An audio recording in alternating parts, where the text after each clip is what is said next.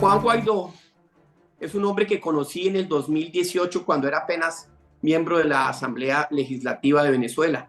El último acto democrático, realmente democrático que ha tenido Venezuela, que fue el voto del 2015, donde la oposición unida logró mayoría. Él era presidente de la Asamblea. Maduro había un vacío de poder por legalmente y constitucionalmente.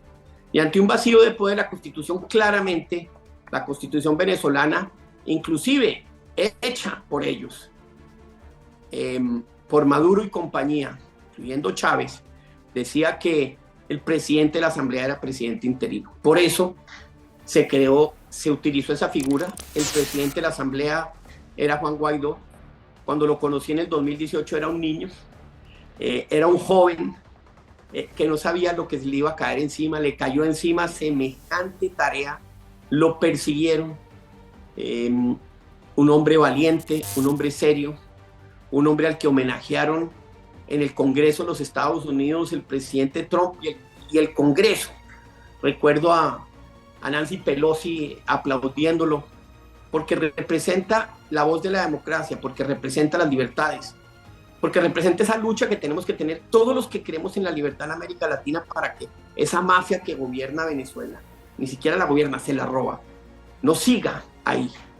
Es un hombre serio, es un hombre sincero, es un hombre modesto y es un hombre al que le tocó salir de su país. Juan, gracias por estar aquí con nosotros.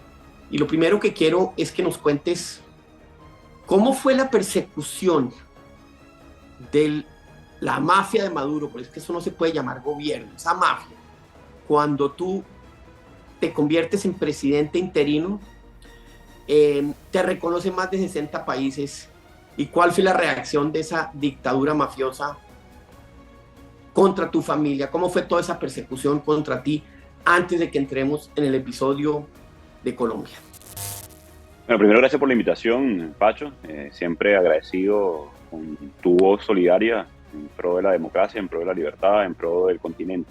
Incluso la lucha de Venezuela también es la de Colombia, también es un continente que anhela verse libre, estable y en progreso.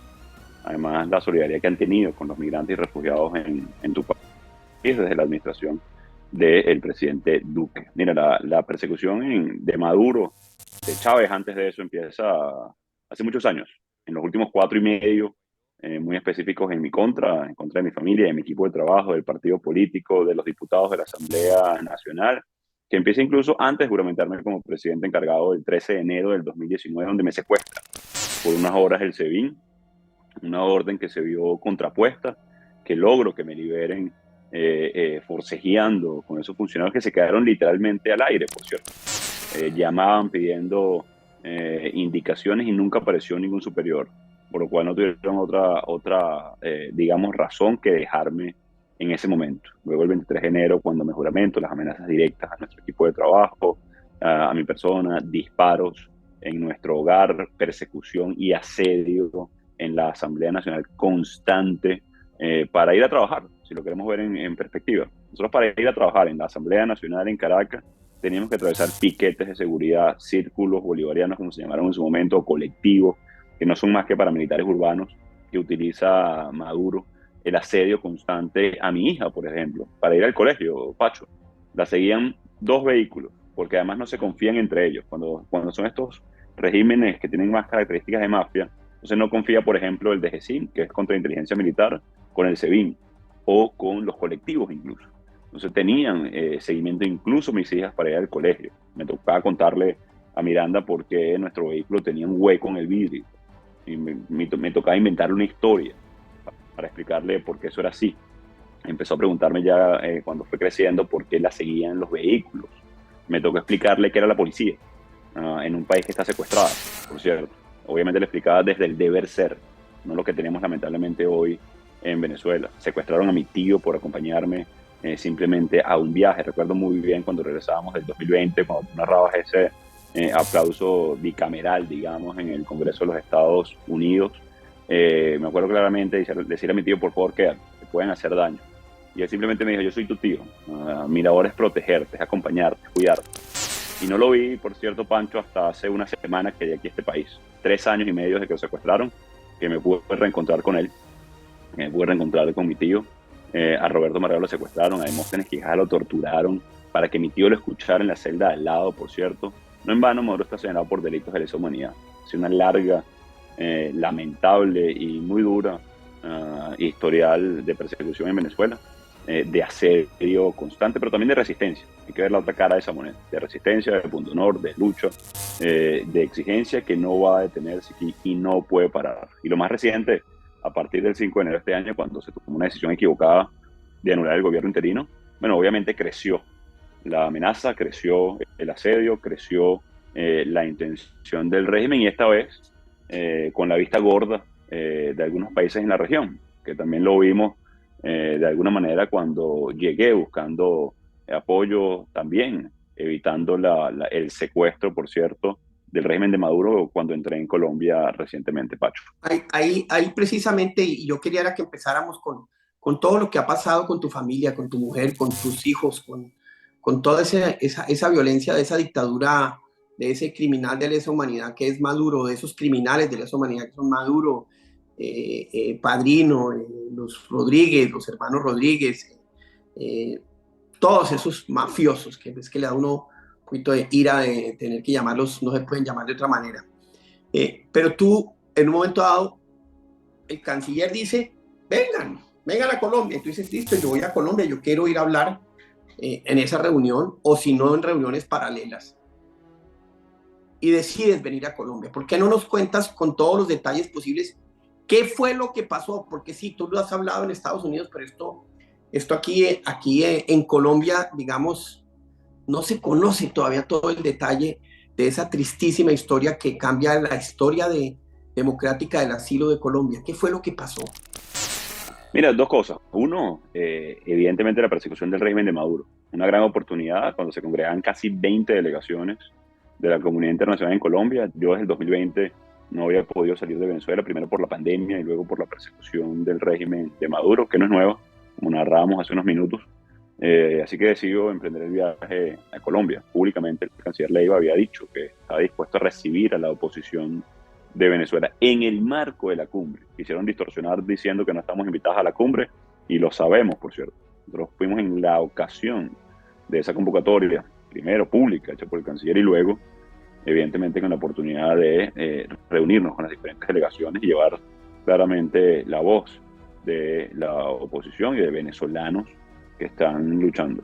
Emprendimos camino, muy difícil, por cierto, evadir 37 alcabalas aproximadamente desde Caracas a la frontera. ¿Qué es una alcabala?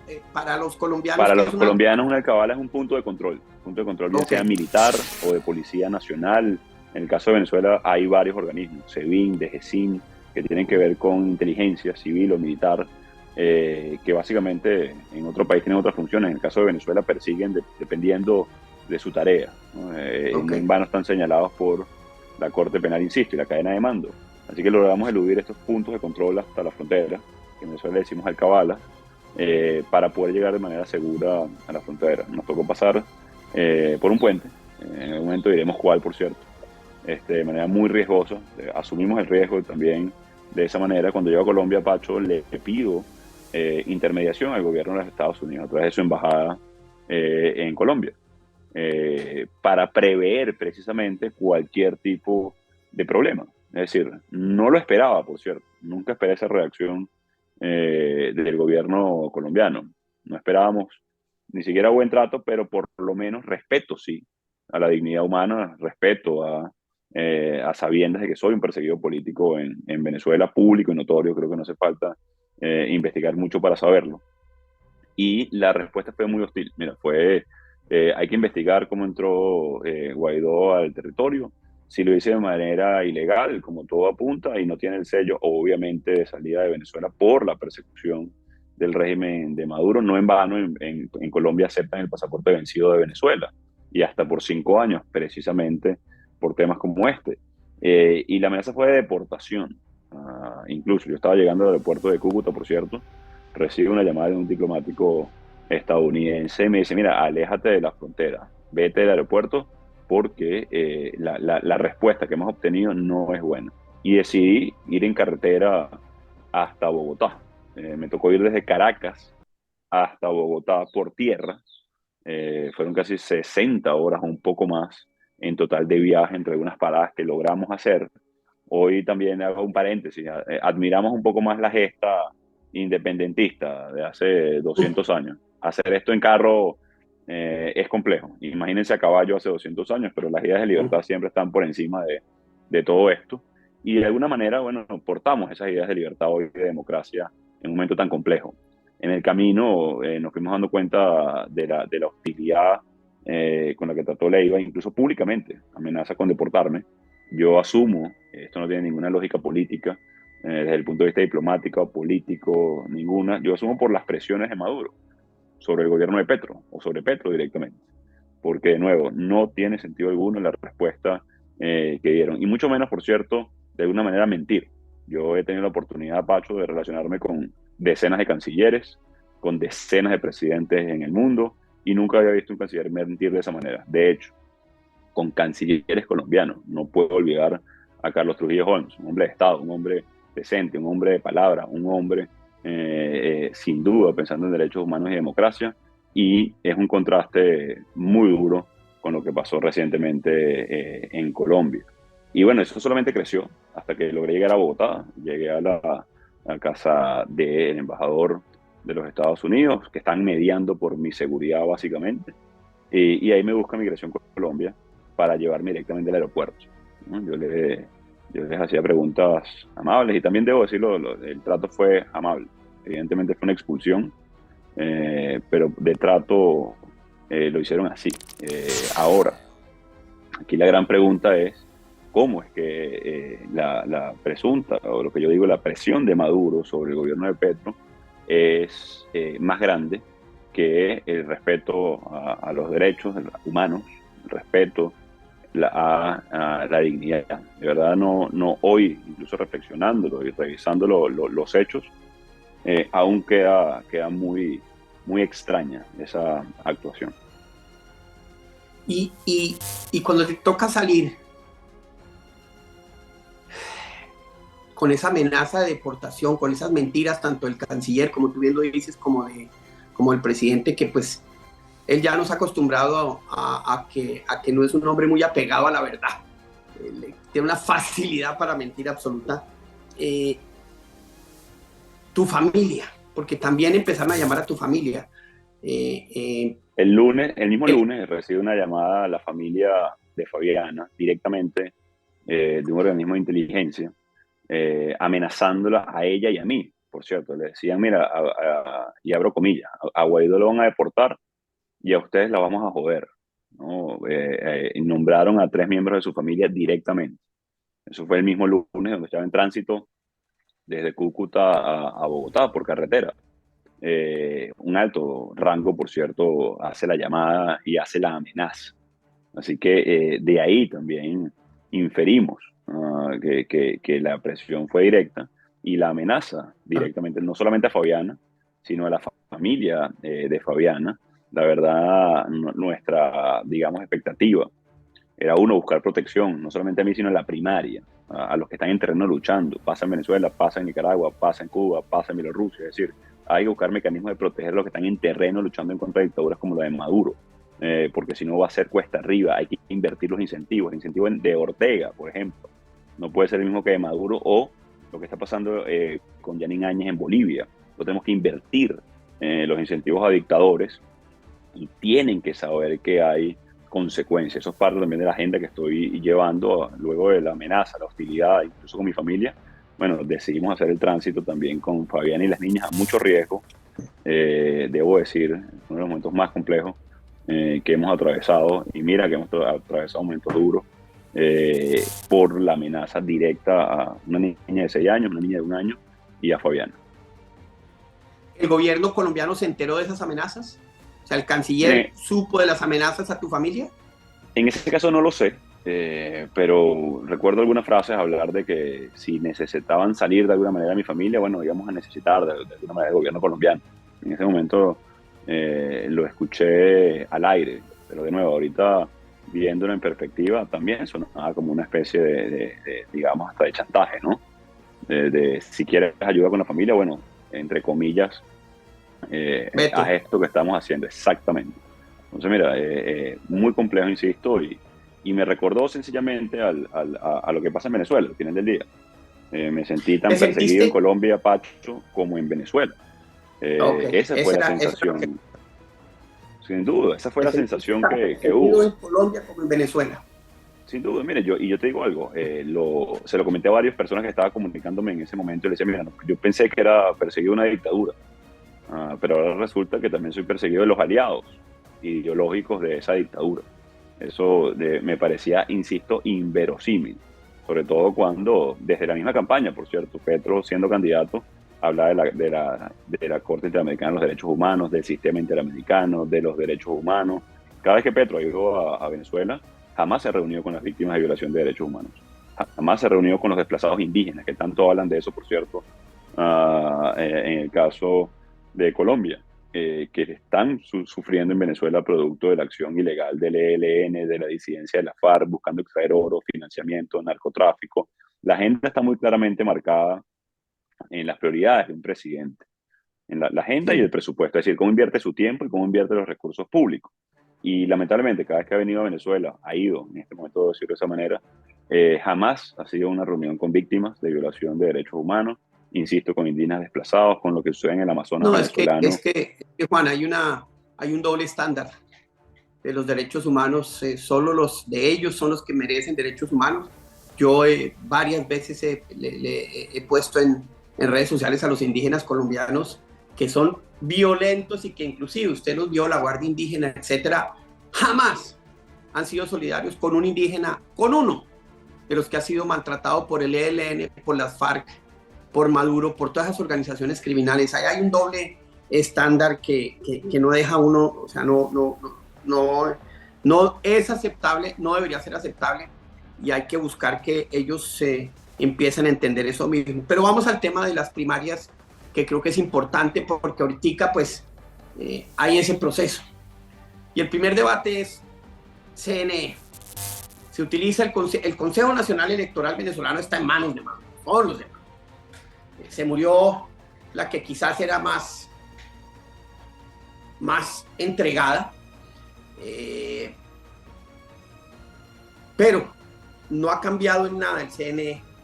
¿Qué hacer en ese sentido? ¿Qué crees tú qué crees que se deba hacer frente al tema del Consejo Nacional Electoral y las primarias? Uno entender que está tutelado o casi secuestrado por el régimen de Maduro. Es un organismo como todos los demás, subordinados a el régimen de Maduro. Tanto el CNE, Venezuela Consejo Nacional Electoral, que es el organismo que rige las elecciones, como el Tribunal Supremo de Justicia, como la Fiscalía, como la Defensoría ¿Sí? del Pueblo, que en Venezuela supuestamente, y digo supuestamente porque nunca ejerció de esa manera, era un órgano de defensa de derechos humanos y de protección independiente al pueblo. Entonces están absolutamente subordinados a Maduro y su régimen. Lo primero es entender eso. Entendiendo eso, hay que entender que en Venezuela, como en cualquier país en dictadura o en regímenes autocráticos, la unidad de los que adversan a esa dictadura son esenciales, centrales, para facilitar mensajes, para la defensa incluso de los que están en terreno, para evitar que dividan o dispersen la fuerza. Así que tenemos una primera etapa que es esa primaria convocada en Venezuela, que no debe depender del Consejo Nacional Electoral, no debe depender ni puede depender evidentemente de Maduro. Ahora, podemos tener las escuelas para ir a votar. En Venezuela tradicionalmente se utilizan las escuelas como centros de votación. Eso es útil. Ahora, tenemos que prever el saboteo del régimen, con lo cual, para montar la primaria, tiene que depender el 100% de la alternativa democrática. Es decir, si incluso se le pide colaboración a un órgano tutelado por Maduro, tenemos que tener, Pacho, 100% de contingencia. ¿Qué quiere decir esto? Que si, por ejemplo, tenemos 3.500 centros de votación y un mes antes de la elección Maduro ordena, porque él es el que ordena al final del día el CNE, eliminar 1.500 centros de votación, tenemos que tener alternativamente 1.500 puntos adicionales. ¿Eso se está haciendo? Sí, esa es la propuesta, esa es lo que estamos trabajando. Ahora, también lo sabemos, esto no se puede convertir, Pacho, en el caso de Venezuela, en una pugna entre candidatos. Es decir, que un candidato propone A, el otro candidato propone B. No puede ser así. Esto tiene que ser que se dé la primaria. Es decir, la propuesta de todos los candidatos. No puede ser que cómo quiero yo que sea la primaria. No. Es cómo hacemos la primaria, cómo producimos la primaria, cómo se realiza efectivamente, que participen la mayor cantidad de venezolanos, que se proteja la identidad del elector, que participen los venezolanos en el exterior, porque así vamos a tener una mejor unidad. Además, entendiendo, por cierto, que no nos podemos hacer de inocentes en este momento cuando hemos pasado por tanto en Venezuela.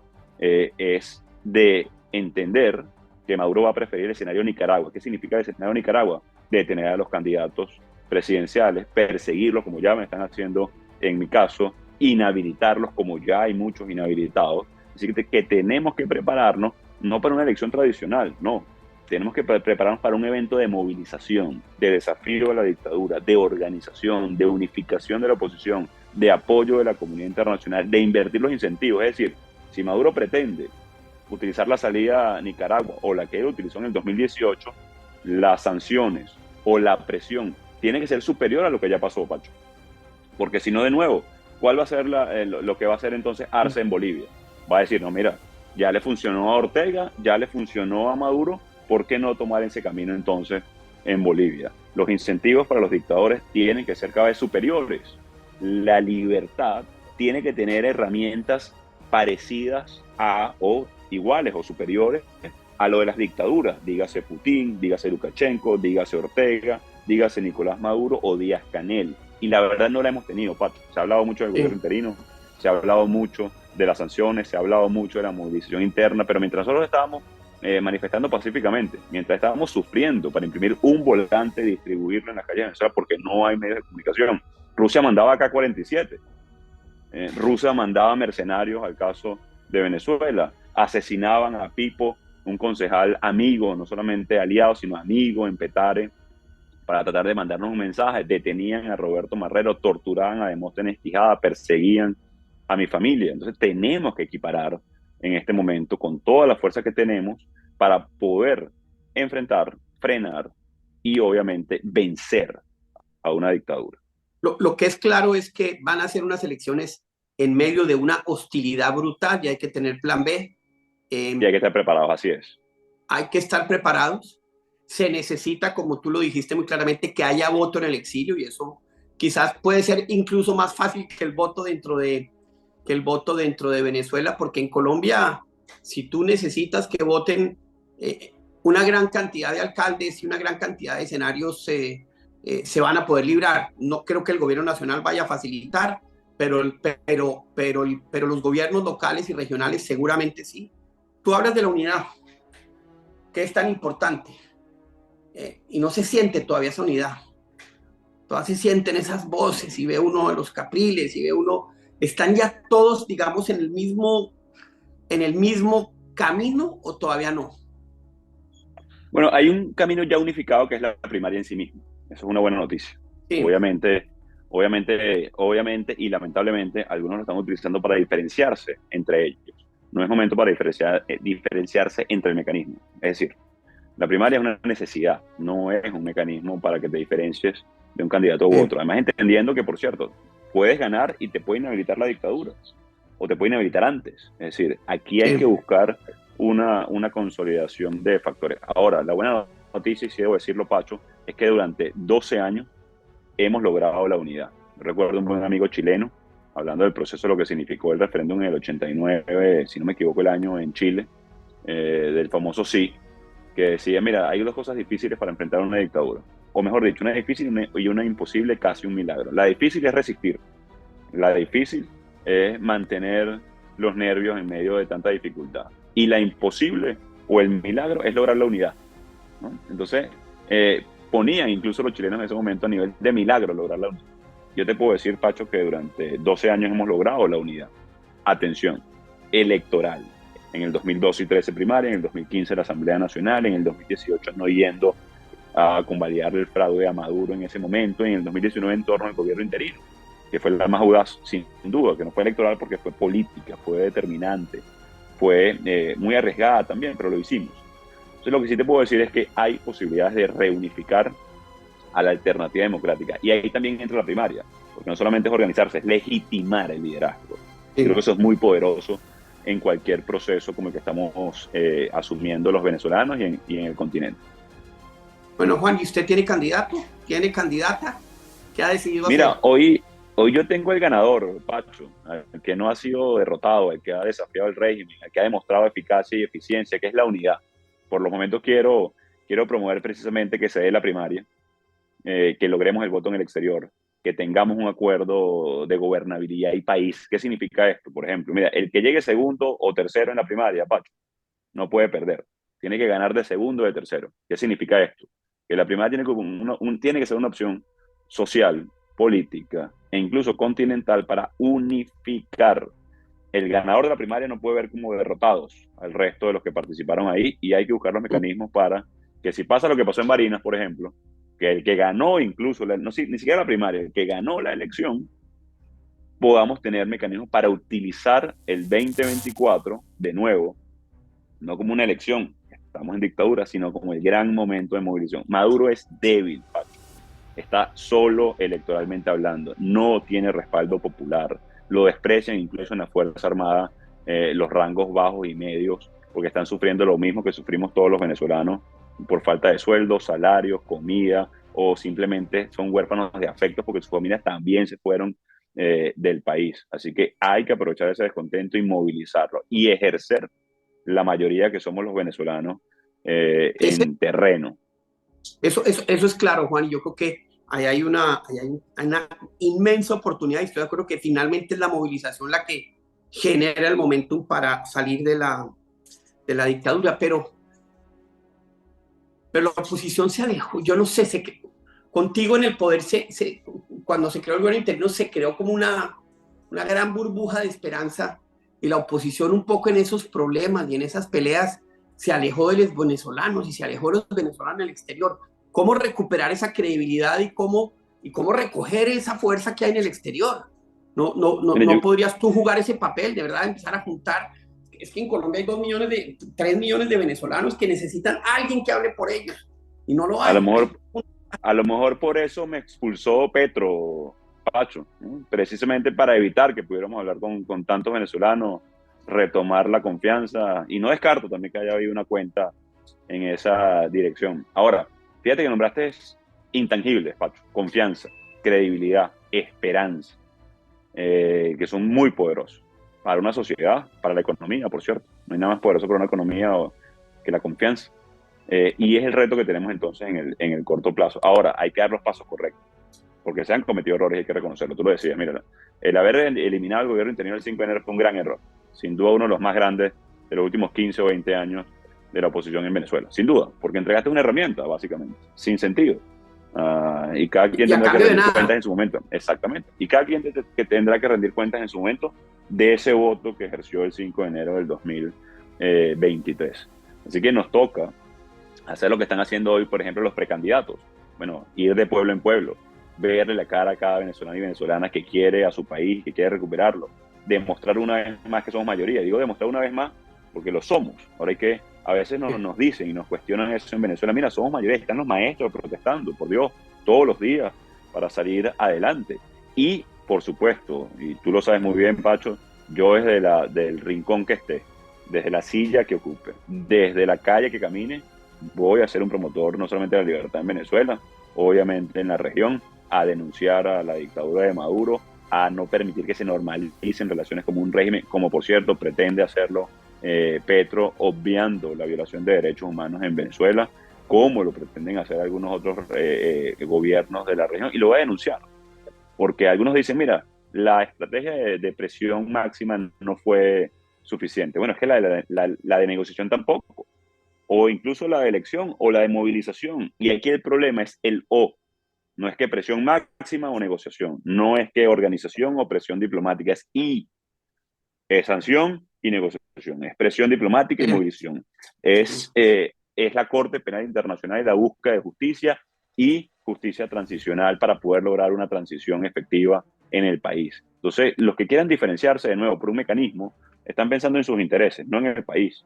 Y nos toca, Pacho, a todos los amantes de la democracia, de la libertad, a los que hemos resistido durante años y lo seguiremos haciendo desde la silla que ocupemos, ser promotores de una Venezuela diferente y un país y un continente, debo decirlo, libre, democrático que podemos ver. Antes de dar ese paso y estando totalmente de acuerdo con eso, y de una vez, Juan, tú sabes que yo acá estaré hasta el último de mis días, espero que no sea así, luchando porque ustedes puedan volver a Venezuela y porque Venezuela sea otra vez el país que conocí, el país libre, el país lleno de oportunidades que hoy mataron. Pero hubo 4 años de un gobierno interino. ¿De qué te arrepientes? ¿Qué mea culpa tienes? ¿Qué? De hecho, como ya mirando y decir, carajo, debió hacer esto, puedo hacer esto. Y obviamente creo que para todos los que están viendo este programa hay que contar que obviamente era un gobierno que tenía 4 partidos que tenían al pobre presidente interino jalándolo para todos lados. Era muy difícil mantener, digamos, y lo lograste mantener 4 años. O sea, no eras totalmente independiente para hacer todo, pero ¿qué mea culpa tienes? ¿Qué hubieras hecho distinto? Mire, como cualquier presidente, hay contrapesos, ¿no? El tema de mantener la gobernabilidad de un gobierno interino que tiene su origen en la Asamblea fue muy complejo. Y hay un error que debo reconocer hoy, Pacho, que por ejemplo fue aceptar por gobernabilidad haber ido disminuyendo el gobierno interino. Es decir, el primer año se elimina, por ejemplo, el centro de gobierno, por una pugna política con Leopoldo López básicamente. Y accedimos a eliminar el centro de gobierno por lograr gobernabilidad un año más. El segundo año se dice de pasar de 30 embajadas a 10. Para mantener gobernabilidad logramos acceder a ese, digamos, acuerdo político. Eso fue un error. Había que pasar, Pacho, de 30 embajadas a 90. Había que pasar de la silla de la OEA a la de la ONU. Había que buscar ocupar la silla en el Consejo de los Derechos Humanos. Había que buscar más herramientas para enfrentar el régimen de Maduro en terreno. No podemos volver a repetir eso nunca más, no solamente en Venezuela, sino en todos los lugares donde defendemos la democracia. Hay que buscar los mecanismos para equilibrar la ejecución con la gobernabilidad, que obviamente los contrapesos siempre son importantes, incluso cuando se lucha en contra de una dictadura, incluso cuando se lucha en un terreno tan hostil como el caso de la política venezolana. Pero eso fue un error y hoy lo reconozco. Ahora, ¿cómo corregirlo? Bueno, eso va a ser precisamente el arte. En los próximos días, sobre todo, cuando viene un proceso nuevo de unidad, cuando viene un proceso de una primaria, de un necesario acuerdo país y de gobernabilidad para poder establecer una transición. Y atención con esto hay que también hablarlo claramente. Yo soy católico y tú lo sabes, Pacho, con el favor de Dios ganamos la elección. Bueno, al día siguiente hay mucho que hacer. Hay que renegociar una deuda, hay que establecer el mercado energético una vez más en Venezuela, hay que tratar y ejercer soberanía y enfrentar a grupos irregulares en el país, hay que lidiar con uno, en ese momento será oposición el régimen de Maduro o el PSUV muy inescrupuloso, es decir, tenemos que prepararnos para todo esto y entendiendo que esa fórmula del gobierno interino, que únicamente privilegiar gobernabilidad no es suficiente, hay que corregir y seguir. Has hablado de 4 puntos fundamentales de la agenda diplomática y externa y de la agenda de Venezuela y los has ido como punteando aquí en cada una de las respuestas. Te los leo. Obvio, no normalizar relaciones con Maduro. La normalización es la entrega de cualquier posibilidad de democracia. Segundo, seguir impulsando el tema de elecciones libres y justas, que es lo que el mensaje que tú estás llevando a Estados Unidos, donde a veces esto no se ve en toda su dimensión. Tercero, mantener la presión a la dictadura, la presión y aumentarla y que la libertad, que finalmente la libertad sea tan importante que el otro costo haga que no haya posición distinta a la de volver a la democracia. Y promover ese acuerdo país para evitar el escenario de Nicaragua o de Venezuela en el 2018. ¿Qué tanto todas las fuerzas están de acuerdo con esto? Porque ahí hay como de todo, ¿no? ¿Tú crees que esta agenda es una agenda que toda la oposición va a asumir o vas a tener gente que dice, no, cómo ves esto para poder lograr esa unidad y para poder tenerlos unidos con estos puntos? Mira, en el marco general todos están de acuerdo, pero como dice el famoso dicho, en los detalles está el diablo, ¿no? Y es donde tenemos que trabajar de manera muy intensa. Porque cuando hablamos de la presión internacional, todos estarían de acuerdo. Ahora hay que hablar de las sanciones, qué tipo de sanciones, cómo se hace responsable a los violadores de derechos humanos, cómo se promueven las investigaciones, cómo se colabora con la justicia internacional, como lo hemos hecho en el pasado, cómo logramos aterrizar ese acuerdo de gobierno que implique, por ejemplo, Pacho, la no reelección.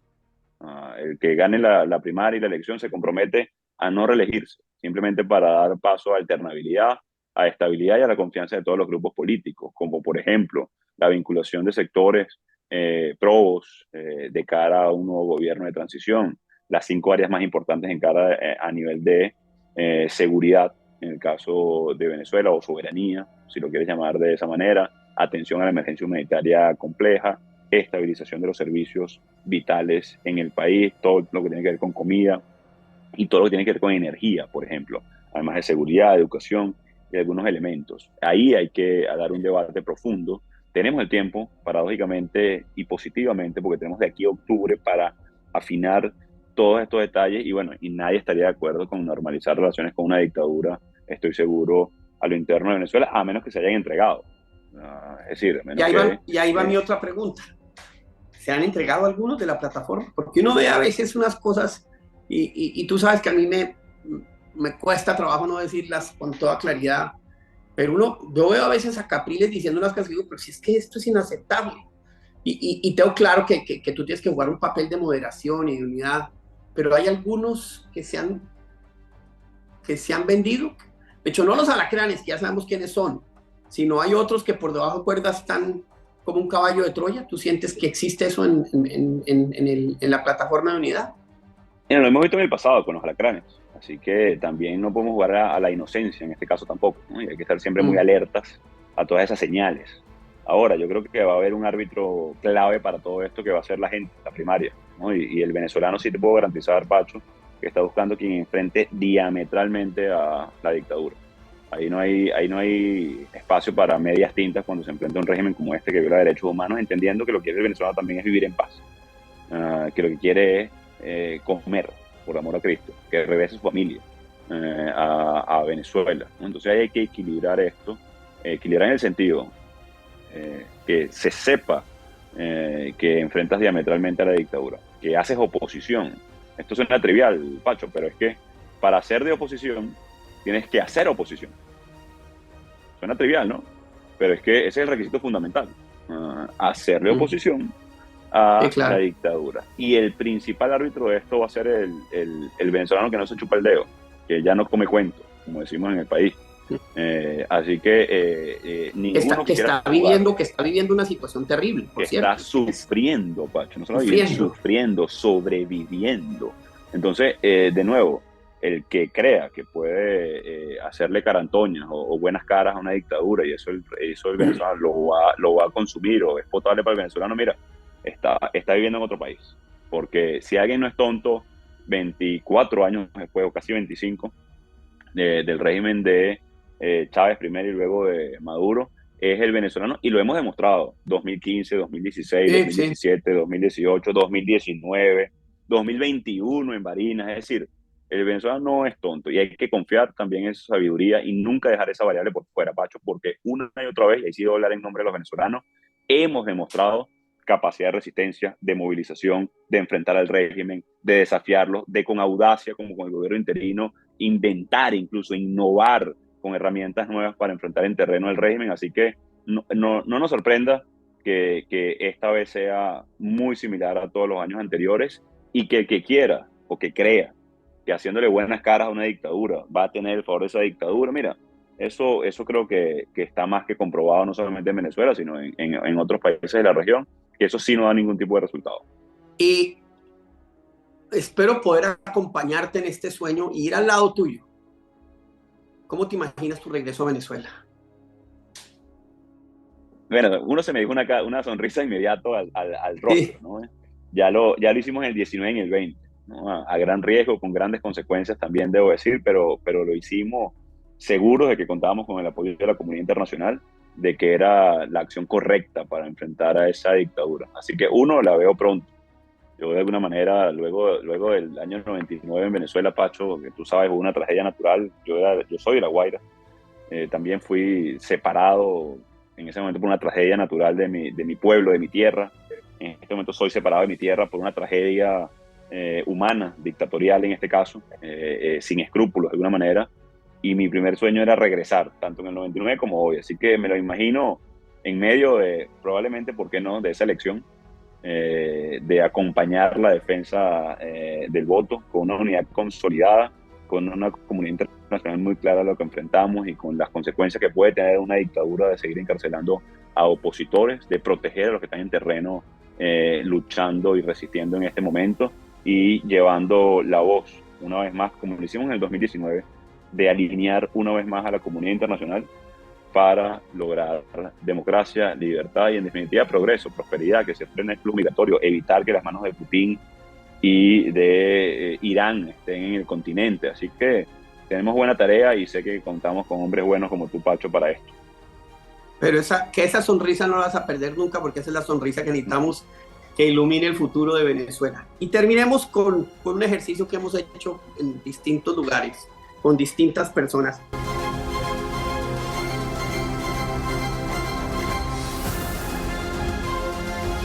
Una palabra, y tienes derecho a decir paso, para definir estas personas. Empecemos. María Corina Machado. Luchadora. Enrique Capriles. Político. Carlos Prosperi. De Acción Democrática. Freddy Superlano. Resistencia. Andrés Velázquez. Un gran luchador. Benjamín Rousseau, el Conde. Un humorista. Gustavo Petro. Paso. Sabía. Hombre, Juan, gracias. Mi Dios te bendiga, mi Dios te proteja. Y yo me muero de la ilusión de poder tomarme un café allá en Caracas contigo, con tu mujer y con tus dos hijitas. Ojalá Como sea decía pronto. Don Rómulo Betancourt, Pacho, we will come back. Y será pronto. Bueno, gracias, Juan. Un abrazo. Dios te bendiga. Dios me lo bendiga. Amén.